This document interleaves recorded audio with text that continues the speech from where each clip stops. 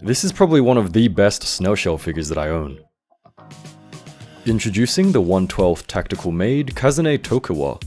She is RA02 from the Rapid Assault line, so she should be buddies with Aileen. I can tell you now that she looks pretty good. Details are fantastic. She's got some soft goods, and you don't even have to be that embarrassed about this one. What more could you want? In saying that, she does have a few issues, which we'll go over later, so let's see if she's worth it. Getting her out of the box, there is one main tray, so the use of space is quite impressive.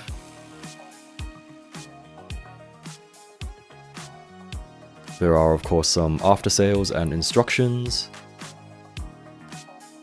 but there are no promos or cross-selling. The instructions are pretty comprehensive, so let's take a quick look at them here.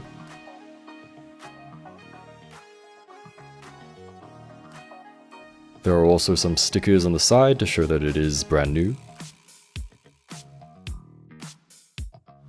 Getting her out of the tray. First impressions, of course, she looks very nice. Unboxing Snail Shell figures is always a treat.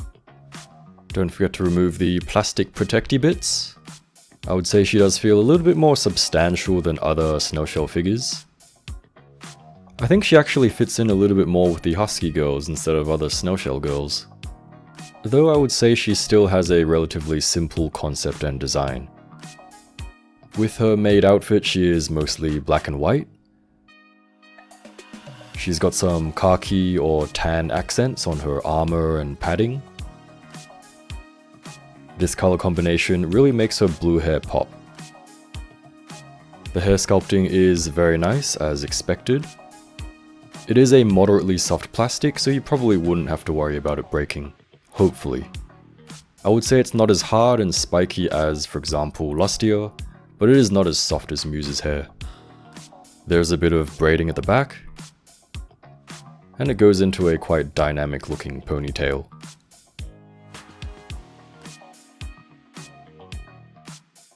She also has a little maid headdress on, which is also nicely sculpted. The face also looks very nice, of course. She has a fantastic default looking stoic kind of face with bright blue eyes, and there are a tiny bit of orange accents there as well. For head articulation, she turns quite well.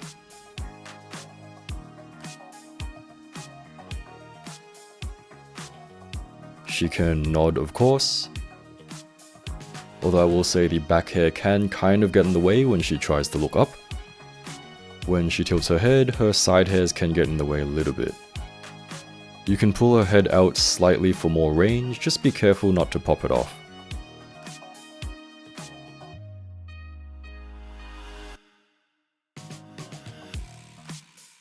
Her ponytail is just on a little ball, so it doesn't have too much movement, but it's not too bad, it gets the job done I think.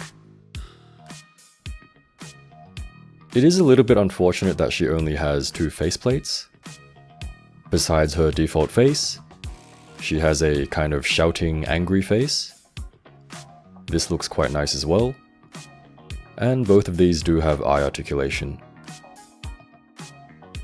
I do wish Snail Shell figures came with more faces, since they do look really nice. However, I guess that would increase the price a little bit as well. Would have been nice if she had like a smiley face or something. The faces can be changed with the other girly figures, however it's not an exact fit. But because the tab on her front hair is quite long, you can kind of get away with borrowing some faces.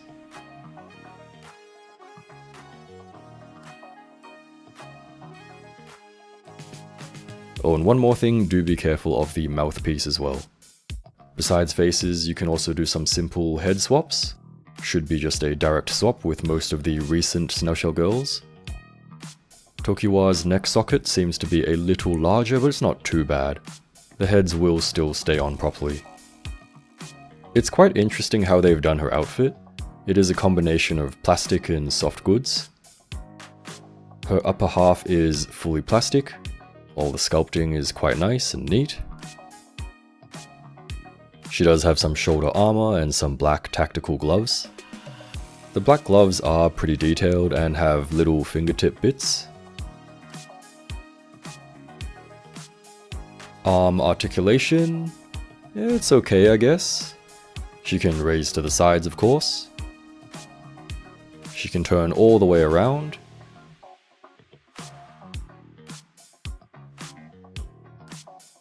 Forward reach, however, is a little bit limited due to the ruffles, a little bit unfortunate.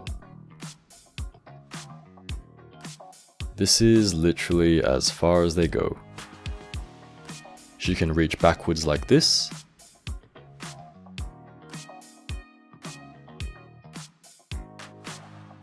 She does have a bicep swivel. Elbows are double jointed, but they don't seem to bend that much. Once again, due to the ruffles.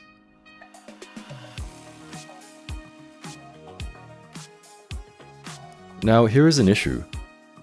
On my copy, the lower joint of the double elbow of the right arm was completely stuck. I gave it some heat, messed around with it a whole bunch, almost to the point of giving up. Almost lost the joint while trying to get it out. You can kind of see it flying away. See, this is how it's meant to move, but the left side really wouldn't budge. Thankfully, eventually I did manage to fix it.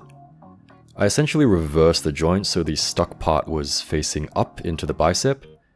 Then I wiggled it a little bit more and now it seems fine. I will say it was a little bit frustrating, but I guess everything works out. Her gloves were a little bit stuck as well, but now they do rotate. Hand movement is pretty good and feels pretty solid.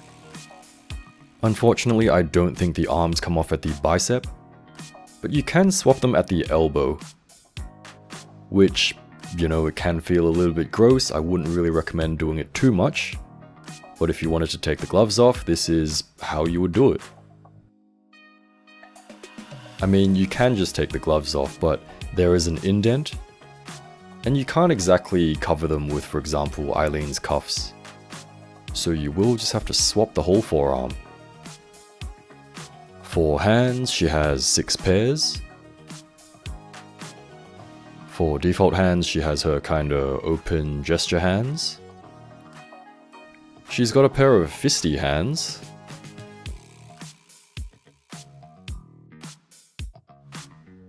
Trigger finger hands.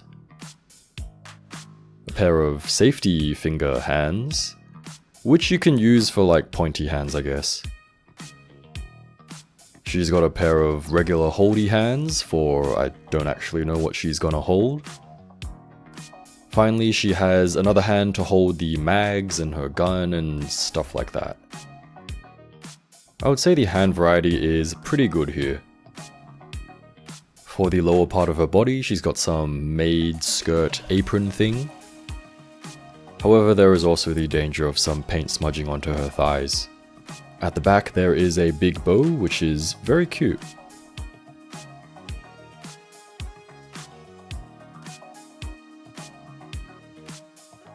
With this kind of combination, she should have a little bit better articulation. Her upper torso rotates. She has some tilt.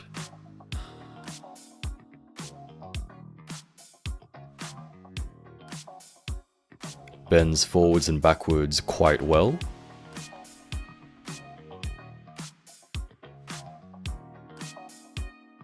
However, if you push it too much, it might pop off. There is lower torso movement, however, it's quite limited, might as well not be there. For those who are interested, this is kind of what's going on underneath. I will tell you now that these do come off, however, it's a little bit strange underneath. Going down to her legs, she's got some stockings or long socks with some thigh squish. Very nice. And some heavy-duty looking boots. Her legs raised to the sides quite well. The skirt does not get in the way at all.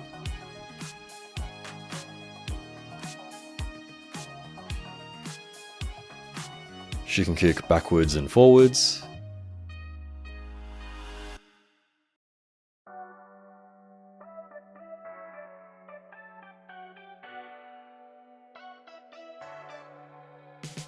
Like with most Snail Shell girls, she does have pull down legs to give a little bit more articulation. These are not too hard to do, so it's pretty good. However, there is another issue. The right leg L joint, the lower part, was super stiff on my copy. How I fixed it was I popped it off, sanded it down a little bit, and now it moves pretty well. So they do come off, and this is kind of what we're dealing with. Little bit strange, so I think they'll stay on. But actually I had another issue, which was that I couldn't get the legs back off. Kinda felt like I was gonna break the joint. So I can't actually put these back on. Oh well. The thigh cut is at the bottom of the garters or the socks, so if you want her to have more regular legs, you will have to swap it at the top of the leg. Anyway, thigh rotation of course. Knees bend like this.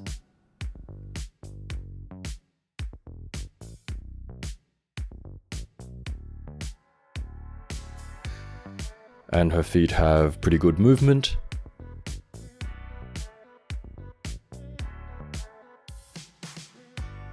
There is a toe hinge, and thankfully because she doesn't have heels, she stands quite well. So you should be able to swap her legs as well, right? But because mine were stuck, this is kind of what we have. You see the vision, right? It works. Kind of. For the rest of her accessories, of course, she has a stand and an arm. You can use a plug or a claw. These are packed into another little tray, which is quite nice. Now, probably one of the best things about her is her gun. She has an M4A1 assault rifle. At least I think that's what it is. This does have quite a lot of playability. First of all, the silencer can be removed. These two things can slide around and come off.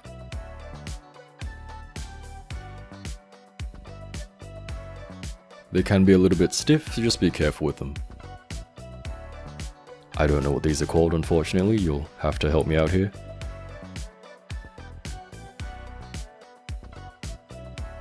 The scope can be removed as well.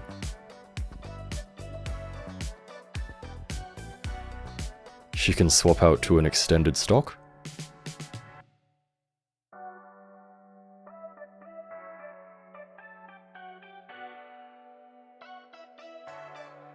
And of course the magazines, you can remove them, and they have pretty good detail. Looks very nice, and the bullet is even painted. And this goes for all 6 or 7 of them as well. This level of detail and playability I've kind of only seen in Shiroko's gun. And that doesn't even come close, to be honest. She also has a belt thing to hold her extra mags. A little bit overkill, but you can never be too prepared, right?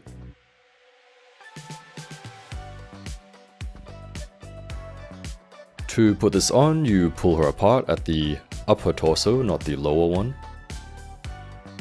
Her skirt apron thing is just secured by a Velcro. You just slot it through the top of the belt to account for the bow at the back. Try to tidy it up a little bit. Then just snap her back together.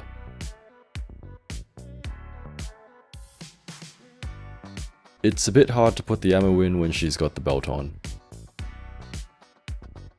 Here she is all geared up. So she does have a solid bunch of accessories. I still think having 6 mags is a little bit overkill. Would have been nice to have a pistol or a sidearm or a knife or something like that. But it's not too bad, she can just borrow weapons from others, right?